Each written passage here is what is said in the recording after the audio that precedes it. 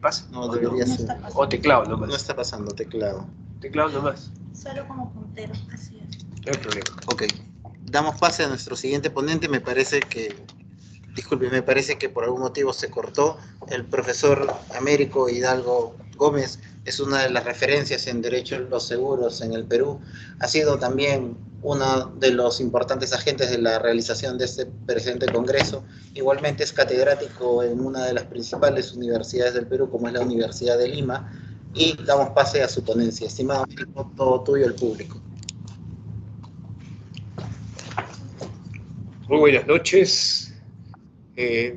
Primero, antes que todo, quiero agradecer esta invitación a este congreso en materia de seguros. Quiero agradecer a la Facultad de Derecho de la Universidad Científica del Sur, a Carlos Acosta, por dar esta iniciativa, a todos los amigos y colegas que nos acompañan en esta noche. El día de hoy, quizás voy a dar podríamos decir, un tema, unas palabras referente a aquellos 10 años de nuestra ley de contrato de seguros. Un tema desde el punto de vista de la paradigma es analizar el tiempo transcurrido, qué es lo que nosotros esperamos de esta legislación. Acá yo, mientras venía acá al conversatorio, al evento, venía pensando qué sucedió y cómo pasó hace 10 años, desde el año 2015. Bueno, antes que todo, yo quiero hacer una antesala. Cuando a mí me preguntan sobre el derecho de seguros, yo siempre parto de una gran primicia.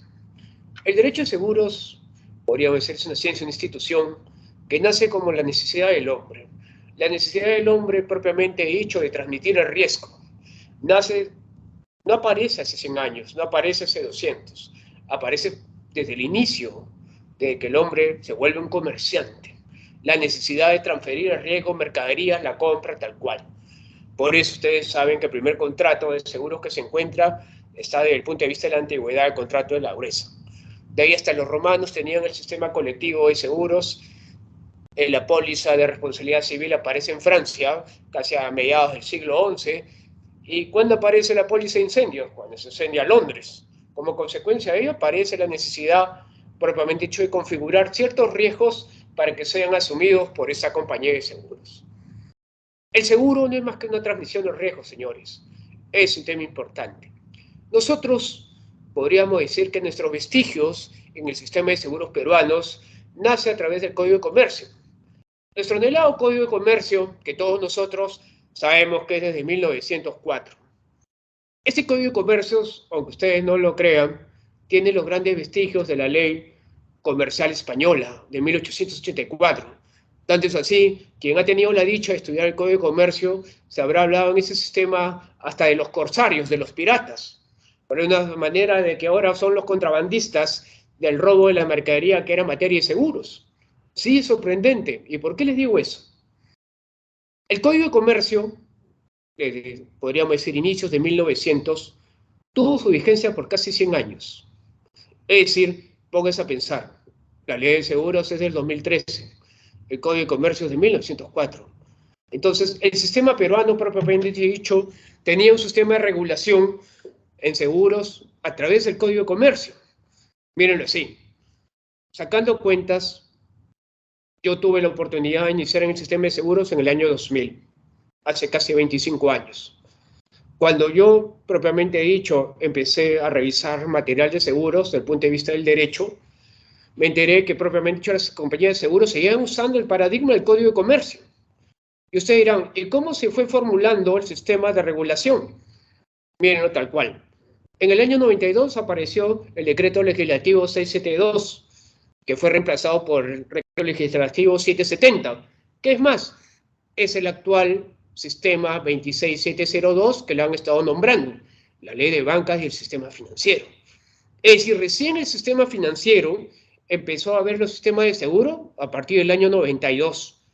Y luego, ¿cuándo se fortaleció? Propiamente dicho, en el año 96.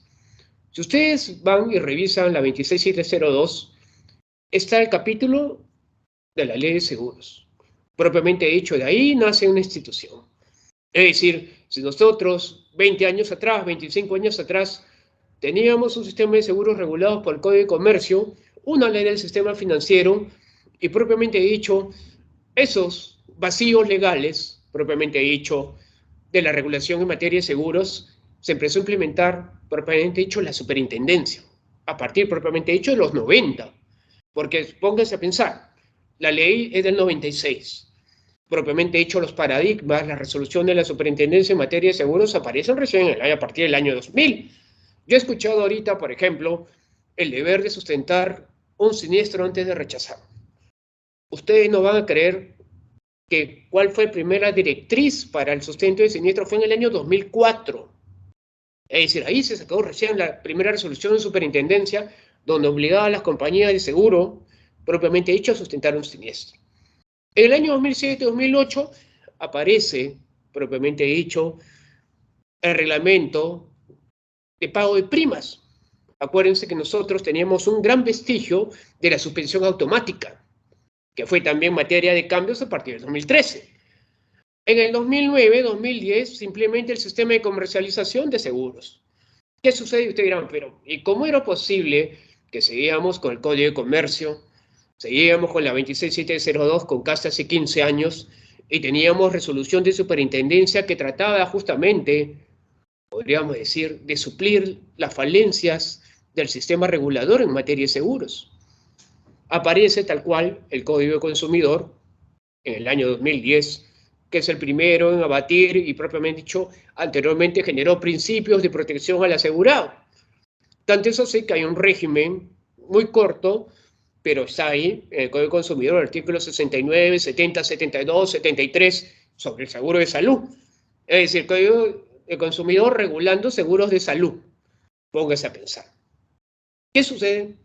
Ustedes dirán, y es así, podríamos decir que en los vestigios ni siquiera nosotros podíamos tener una definición de lo que era un seguro.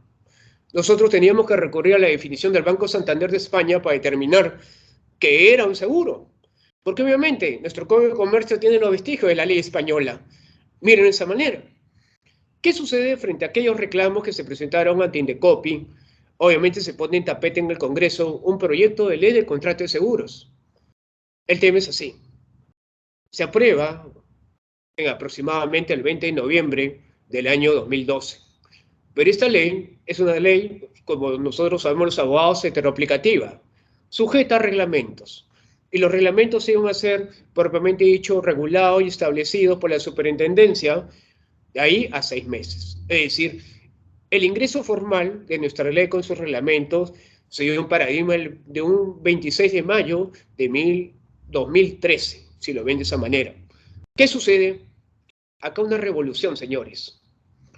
Nosotros, pónganse a pensar, teníamos un chip del Código de Comercio, un código y un sistema que regulaba el sistema de seguros, y yo les digo que en cierto sentido tenía muy buena regulación, porque traía la sistemática, los principios que todo seguro debe regular. Pero ¿qué se quiso? Se dijo, bueno, hay que arreglar, hay muchos reclamos, hay vacío, y ustedes saben que la ley aparece ¿cuándo? Cuando se da justamente los reclamos y los problemas. Ahí se da la ley. El problema es este. Y mírenlo así. Yo en la universidad me decían que es bueno escuchar legislaciones de otros países, pero lo malo es copiar y tratar de aplicar un sistema que no corresponde a un país o la realidad de un país. La ley tiene que ver, propiamente dicho, los problemas para implementar la ley, no propiamente dicho hacer o tratar de aplicar sistemas, propiamente dicho, en materia de cualquier derecho, en una realidad que no coincide. Si ustedes se percatan, de ahí quizás a alguno de ustedes que les gusta investigar, revisen la ley española de seguros. Es una mera réplica de la nuestra. Entonces, ese es el problema. Entonces, yo digo siempre, es bueno siempre incentivar y mejorar la ley, regular los sistemas de cualquier derecho en materia de seguros, sobre todo, como ustedes dirán, las antesalas de la regulación obviamente no era la adecuada. Necesitamos sí mejorar, claro que sí. La tecnología se desarrolla, los siniestros se generan, los reclamos se dan, la protección del derecho consumidor, de acuerdo a la Constitución, igual hay que siempre protegerlos. Entonces, ¿qué sucede? Frente a esta ley, propiamente dicho, si ustedes la revisan, es netamente técnica y para estudios de abogado. Entonces, así que desde un inicio tampoco se entendía lo que la ley quería decir. No solamente a través, podríamos decir, en la ley, sino en los propios reglamentos. El 26 de mayo de 2013 entra esta ley, como les digo, con sus 6 reglamentos. El reglamento de pago de siniestros, pólizas electrónicas, transparencia, caución, salud. Entonces ya teníamos todo el sistema, podríamos decir, reglamentado. Ahora, ¿qué es lo que sucede? Los cambios que se dieron, ¿no? Debieron ser obviamente adecuados por las aseguradoras. No fue fácil. Tanto es así que una vez que entró en vigencia la ley de seguros, la superintendencia dio 6 meses más para adecuar los contratos, los seguros que se habían emitido. Porque ustedes dirán, obviamente teníamos un chip de hace 100 años de un sistema de seguro del Código de Comercio. El sistema que trae la ley es totalmente distinta. Bien o mal, veremos, propiamente dicho, los grandes cambios que se dan. Y hagamos un resumen. Con respecto al sistema de pago de prima, miren así. La 26702, la ley de comercialización del 2008, regulaba la suspensión automática cuando no se pagaba la prima. Es decir, no interesaba si ustedes habían fraccionado la prima, basta que se deje de pagar un cupón y se suspendía. Es más, había un artículo expreso que se me ha ido de la ley 26702 que te daba la posibilidad de anular la póliza. Obviamente ustedes decían, wow, entonces, ¿y por qué es eso? Por el gran principio de la indivisibilidad de la prima. La prima es una sola en el tiempo, aun cuando sea fraccionada. No se deben confundir con un beneficio que te pueden dar para pagar, por ejemplo, un recibo de luz, que puedes demorar. No, al seguro no. La prima es una sola en el tiempo, y ese es un gran principio que siempre se manejó. ¿Qué sucede? Nuestro sistema, hace 10 años, trajo un tema, propiamente dicho, en cierto sentido, y todos lo sabemos. La ley te regala 30 días y la compañía te tiene que comunicar plazo, tiempo para pagar tu prima. Caso contrario, recién se genera la suspensión. El tema es así. Generar eso generaba mayor costos. Generar eso, obviamente, una de las grandes causales que para las compañías de seguro era suspender la cobertura por falta de pago de prima y era causal de rechazo. Ahora no, esta causal desapareció por este nuevo sistema que implementó la ley. Esa es una de las novedades que se da. No se olviden eso. La ley les regala 30 días para ponerse al día en pagar la prima si lo ven así, de esa manera. ¿Qué sucede? Otro gran cambio que a mí se me viene a la mente y que es muy importante es el aspecto de la reticencia, la falta de declaración ante el asegurador al momento de la contratación. Ustedes saben que si bien el Código Civil habla de la buena fe al momento de la contratación, lo cierto es real que en el sistema de seguros hacer un contrato sui generis, acá lo que prima es la máxima buena fe, es decir, la declaración ante la compañía. Pues yo lo pregunto, ¿quién tiene mejor posición al momento de la contratación? De saber la realidad del riesgo. ¿El asegurado o la compañía de seguros? ¿Ustedes creen que de verdad existe esa, podríamos decir, desproporcionalidad de información? ¿Quién es el que tiene mayor control no solamente en la contratación, sino en las causas y ocurrencias y circunstancias del siniestro? El asegurado. Es lógico, ¿no? Entonces, ¿qué sucede? El Código de Comercio, acuérdense, en el gran artículo 376, artículo 1, 2, 3, regulaba la nulidad del contrato por reticencia a un hecho de buena fe. Es decir, la regulación del sistema del Código de Comercio era de la naturaleza objetiva. La ley de contratos de seguros cambió todo ese sistema. Reguló el sistema subjetivo, reguló los que actúan con dolo y los que actúan con culpa. ¿Y por qué es eso? Los que actúan con dolo, sí era factible aplicar el tema de nulidad de la póliza, siempre y cuando se acredite el dolo o la culpa inexcusable, pero dentro de los 30 días. El Código de Comercio no regulaba ese plazo, no había esa limitación. Y el otro supuesto es que yo incurro en reticencia a través de la culpa leve. Ahí hasta es permitido la negociación del contrato para evitar la nulidad.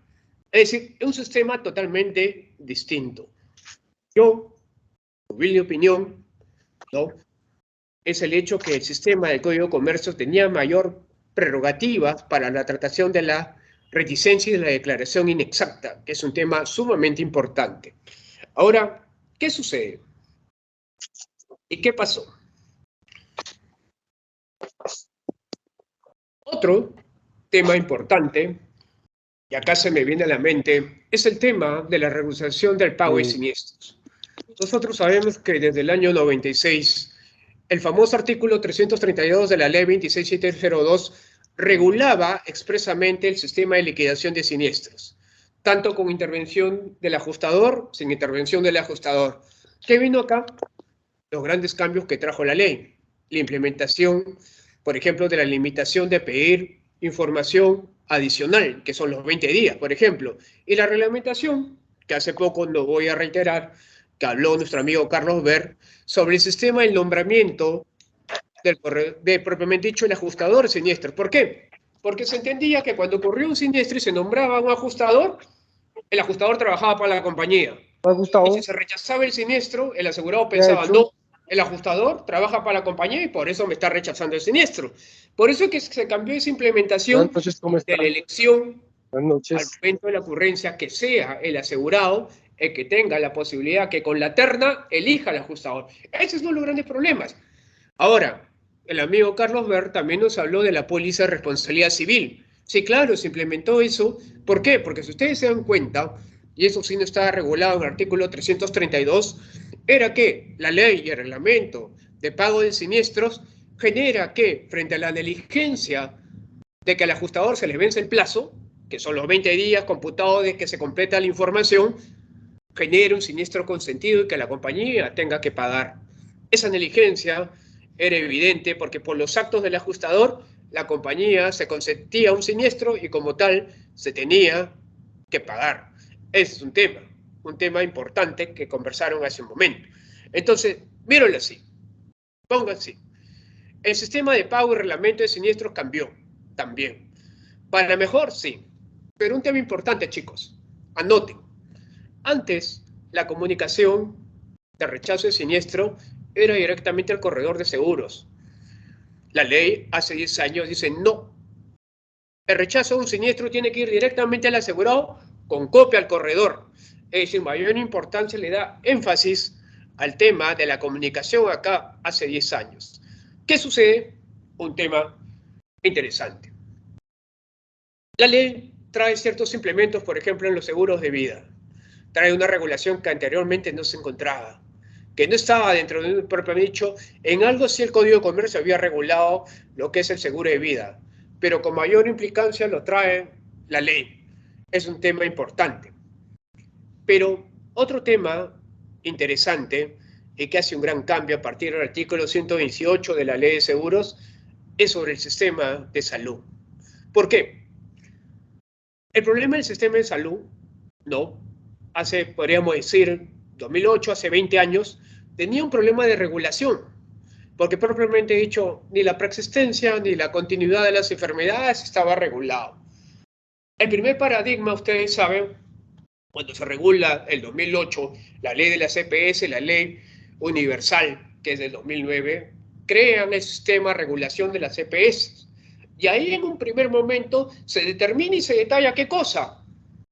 ¿Cuál es el gran concepto de preexistencia? Cosa que no existía en el mercado, que era la preexistencia.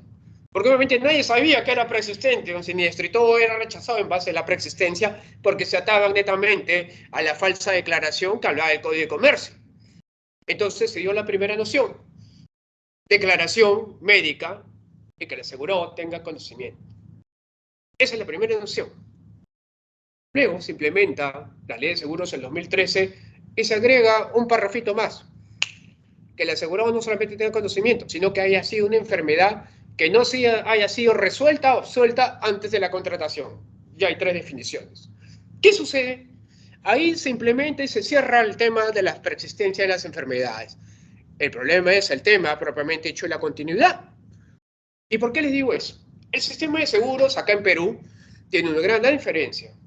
Existe el sistema de seguros de salud, que cubre riesgos, y el sistema de las EPS, las empresas prestadoras de salud. Las empresas prestadoras de salud no es más que una delegación del Estado a los privados para brindar servicios. Por eso que las EPS tienen un sistema de regulación distinto a las pólizas. No es lo mismo. El tema era así. Ya teníamos una noción de preexistencia. Ya teníamos el problema de la continuidad. Es decir, cómo mi enfermedad que yo tuve con un asegurador podía pasar a otra compañía de seguros distinta o en su defecto pasar de un plan de seguros a un EPS. Es lo que en un momento se generó el problema. El contrato de seguros y su reglamento arregló que era factible la transmisión de la continuidad dentro de un plazo que se establecía entre las aseguradoras del mercado, los seguros de salud. Pero luego se habló propiamente dicho lo que se llama las preexistencias, el cruce, la transmisión cruzada entre seguros y EPS. Es un tema que se reguló y se estableció recién, ¿saben cuándo? ¿En qué año? El 2017. A través de una ley que ajustó todas las implicancias entre la transmisión, la continuidad, las preexistencias cruzadas a nivel de todo el mercado de seguros.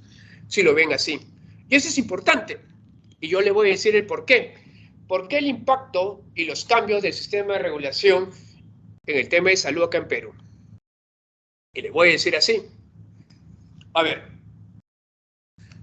yo le pregunto a todos acá los que están y todos los oyentes, ¿por qué en Perú, a pesar de todo el sistema que hemos escuchado, la conducta de mercado, el sistema de seguros, la mejora, ¿por qué no somos pro seguros? ¿Por qué, si ustedes preguntan, qué porcentaje del Perú está asegurado? ¿O qué personas creen en los seguros?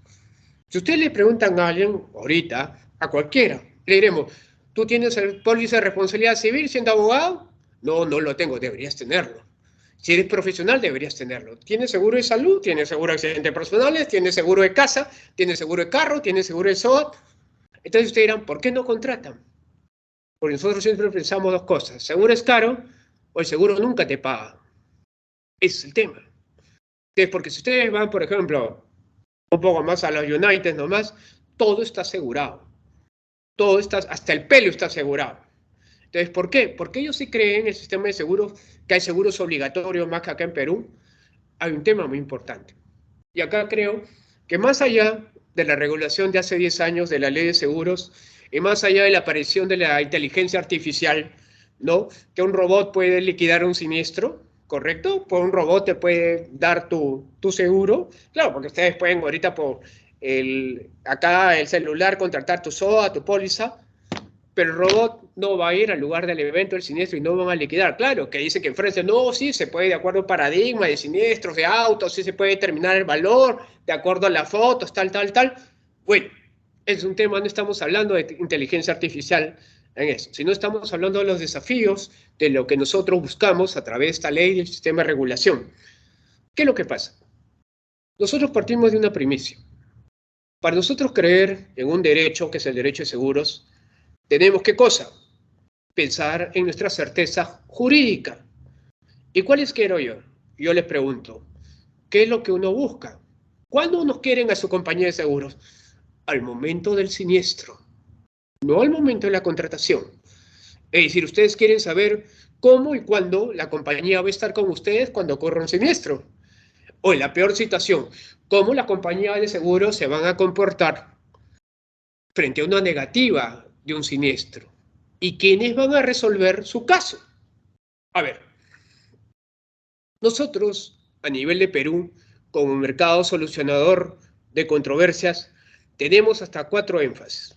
Primero, la Defensoría del Asegurado. Tenemos el Indecopi. Tenemos al Poder Judicial. Tenemos la Superintendencia y tenemos el arbitraje. Yo les pregunto, en el Perú, ustedes tienen varios mecanismos de solución de controversias. El tema es cuál es el idóneo y a dónde se debería recurrir. Y obviamente nuestro órgano regulador, ¿qué es lo que debería regular tal cual? Miren así. La Defensoría del Asegurado es un organismo creado entre las compañías de seguro hace más de 25 años, más o menos. que yo tenga noción desde los inicios. Y es un pacto de caballeros entre las aseguradoras. ¿Para qué? Para que lo que resuelvan los defensores, los vocales, las compañías cumplan. Pero si el asegurado no obtiene un resultado feliz, puede irse al Indecopi, al arbitraje o al Poder Judicial.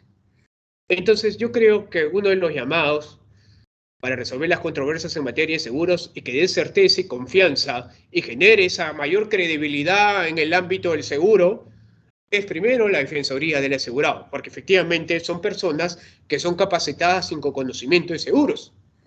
Ahora bien, está la superintendencia.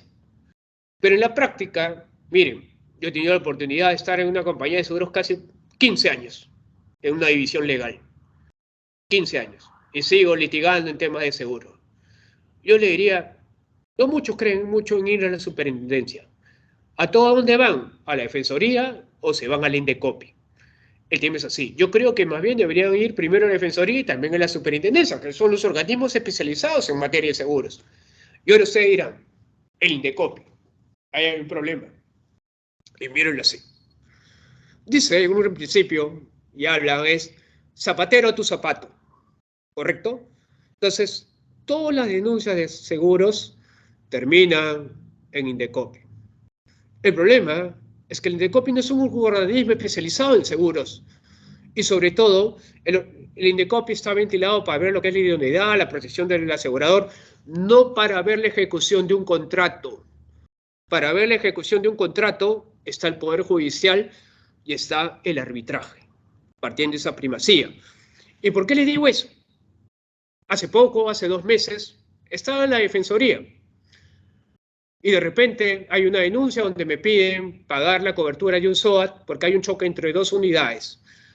Y el que no tenía SOAT me pide que yo cubra porque mi unidad sí tenía SOAT. Y me dice, acá hay una resolución del Indecopi que ha ganado en la Corte Suprema. Ah, ¿sí? Mira, ve, le digo así, ¿no? Entonces, en la Defensoría, el día que me tocó informar, dije, señores vocales, esta resolución es de la sala transitoria. Yo tengo en la sala permanente que dice todo lo contrario, que no da la razón al Indecopi y que esa interpretación lo está haciendo interpretar donde la ley no interpreta. Y el artículo 17 dice tal cual, que cada aseguradora asume la unidad y el que no ha contratado, el que tiene que asumir es el propietario. Entonces, es así. Mírenlo de esa manera. ¿Qué genera las resoluciones muchas veces del Indecopi? Este tipo de confusión de cómo se debe interpretar una ley en materia de seguros que hasta ni el Poder Judicial a veces llegan a la conclusión. Y les digo, hace 2 meses, de resoluciones que han llegado a la Corte Suprema. Ustedes saben cuál es el sistema casacional de la Suprema, es definir y generar certeza jurídica. Pero peor, confunden. Entonces, parte de esa primicia. Ese problema del famoso artículo 17 de la ley del SOAT ha causado, desde que yo me acuerdo, desde el año 2010, este tipo de controversias. Ahora bien, entonces yo considero, así como hizo en algún momento en los que son materias de salud, se fueron a esta entidad, su salud, el arbitraje. El Indecopi pidió competencia para ver temas de seguro de salud, partiendo de esa primicia. Y creo que debería ser así. El Indecopi no es el organismo idóneo para ver temas de seguro, partiendo de primicia. Esa es una opinión personal. Creo yo eso, porque creo que el Indecopi no es el llamado para ver ejecuciones de contrato, que son justamente los que se derivan cuando hay un rechazo de un siniestro. Ahora, están los juzgados comerciales. Ustedes saben que los juzgados comerciales fueron creados desde el año 2005, que justamente son jueces que saben en materia comercial. Y qué mejor ellos que el juez comercial vea un tema de seguros. Es uno de los más idóneos también para verlo. Ahora, finalmente aterrizamos en el arbitraje. A ver, a mí en la universidad, cuando era alumno, me dijeron, el arbitraje es un método heteroconsultivo de solución de controversias. ¿Por qué? Por el tiempo, menos tiempo que un proceso judicial, y sobre todo que el que va a resolver tu controversia es alguien especializado en la materia. Yo les pregunto, ¿cuántos en el país son abogados especializados en seguros? ¿Cuántos arbitrajes se ventilan? Y como consecuencia de ellos, de los laudos emitidos, las salas comerciales anulan los laudos. Miren, yo obviamente Confío que el arbitraje es un método, sí, que sirve para resolución de controversias. El problema es la especialización de las personas que van a resolver el arbitraje. Y yo les digo, hace un año atrás, año y medio, justo tenía una controversia de un tema de una cobertura de un contrato de EPS. Y el que demanda invocaba la ley de seguros y me decía que había que tratar la EPS como un seguro. El problema es que ni siquiera los árbitros sabían qué diferencia había entre un seguro y un EPS. Entonces, ese es el gran dilema existencial. Es decir, cómo los que van a resolver tu controversia ni siquiera podrían ver la naturaleza propia de la controversia, porque es un problema especializado. Entonces, los que son y los que ven materia de seguros, de verdad, hacer una subespecialidad es algo muy complicado de aprender, ¿no? Quizás la dicha de haber estado quizás casi 15 años en una compañía de seguros, quizás escuché algo, algunos conceptos y algunos paradigmas en materia de seguros, ¿no? Pero yo creo que eso hay que mejorar. No creo que las leyes estén mal dadas, sino hay todo aquello que requiere ser una mejora y eficiencia. Yo creo que esta ley, si bien fue el primer indicio de tener una ley que regule el sistema de seguros, creo que a la vez esta se puede mejorar no solo en los reglamentos, pero también es cierto, ¿no? También no hay que poner al asegurado como alguien que no sabe leer un contrato, porque yo también he escuchado que no se le puede poner las cláusulas de contratación de un seguro o un siniestro si no le ponen ese conocimiento. Pero ese alguien que tiene 2 años de seguro y sabe que tiene un seguro, incurre en una causal de rechazo y luego te dice, no sé qué decía mi seguro y tú nunca me has notificado, es decir, has pagado 2 años seguro y no sabes ni siquiera te has enterado de qué trata tu seguro y recién cuando tienes un siniestro, imaginemos un seguro vehicular, conduces en estado de ebriedad y no sabías que no podías conducir en estado de ebriedad, pero claro, no, la aseguradora no me entregó la póliza, pero has pagado 2 años de seguro y ni siquiera tampoco tuviste la posibilidad de revisar tu contrato y más allá si la contratación ha sido a través de un corredor, porque ahí que se limita la simetría informativa, señores. No es así. Entonces, esas pautas tienen que ser materia de revisión. Entonces, es cierto, hay un tema de protección al consumidor, pero tampoco el asegurado es alguien minusválido que no puede leer un contrato y sobre todo alguien que paga 1 año, 2 años de seguro, pero no sé qué trata mi seguro. Entonces, no tiene lógica. Pero para cobrar sí, pero para saber el contenido de su póliza no. Entonces, ahí es un tema.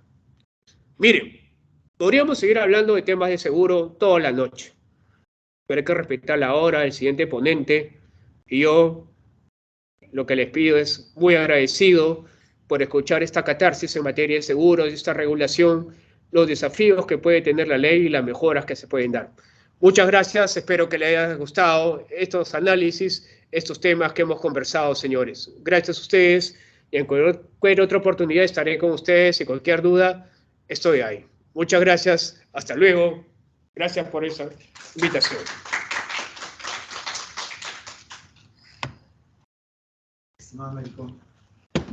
Nuevamente, muchas gracias. Lamentablemente hemos tenido un desfase con el tiempo, si no, como bien has dicho, conversaríamos toda la noche en materia de seguros y tú tienes una amplia experiencia en esa materia. Y hablar catarsis de uno u otro. Por supuesto. Prefiero sí. quedarme acá nomás. Igualmente, muchas gracias por Gracias tu participación en este evento, en anteriores eventos y en futuros eventos, porque vamos a realizar muchos eventos para difundir y sobre la todo cultura por la iniciativa de generar estos eventos que son muy importantes para tener la oportunidad de ver sobre materia de seguros. Igualmente queremos entregarte el certificado de la ponencia del primer Congreso Internacional Universitario, que de hecho ya han habido otros congresos de esta naturaleza, pero promovidos por una universidad con 36 ponentes, 17 del extranjero, todos ellos excelentes profesionales, líderes, incluso miembros de AIDA Mundial. Entonces no se ha hecho esto y ese va a ser el primero, porque vamos a hacer esta tradición de todos los años hacer un congreso y también sacar el libro de actas para el próximo año, que es lo próximo. Y continuar con la revista. Por supuesto que sí, estimado Américo. Gusto. Muchas gracias. Gracias. Ahora